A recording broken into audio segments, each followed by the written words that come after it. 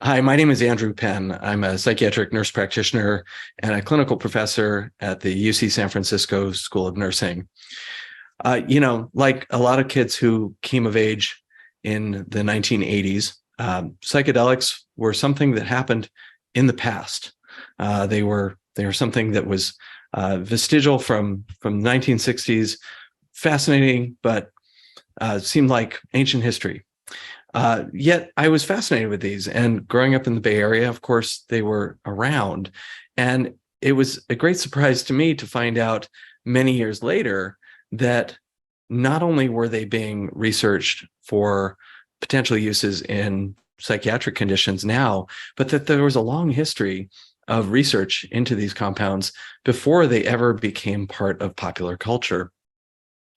And I've been fortunate to get to be part of this research for really the last decade or so, looking at compounds such as MDMA-assisted therapy for PTSD or post-traumatic stress disorder, or the use of psilocybin, the active ingredient in so-called magic mushrooms, for the treatment of depression. So I'd really like to invite you to my class, 5 things that I've learned about psychedelic therapy, because you've probably heard about some of this research already. Perhaps you've read something from Michael Pollan or seen news items about this research that's happening at really, well-regarded institutions around the world, such as Imperial College in London, Johns Hopkins, and NYU here in the US, and of course, where I work, UC San Francisco. And we're looking at these treatments for conditions such as depression and PTSD that we often have difficulty treating everyone who needs help with these treatments, because sometimes our treatments just are not as effective as we'd like them to be. So there's a need for new and additional treatments, which is what we're doing this research to try and discover. And like anything that's new, there's a lot of hope, but there's also a lot of hype. And what I'm hoping to do in my class is to really talk about the history of these drugs, including how they were used before they kind of escaped into the culture at large and developed this kind of sullied reputation.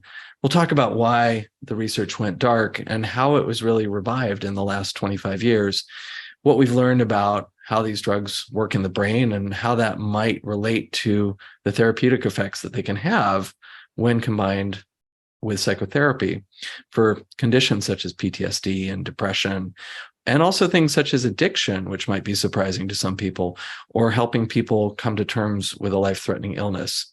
My aim will be to share with you not only what we know about these drugs now, but also what we still need to learn in order to keep this practice safe, accessible, equitable, and effective.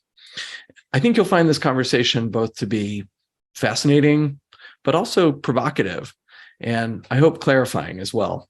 I plan on leaving time for plenty of questions and to talk about the research that we're doing right here in our own backyard at UC San Francisco.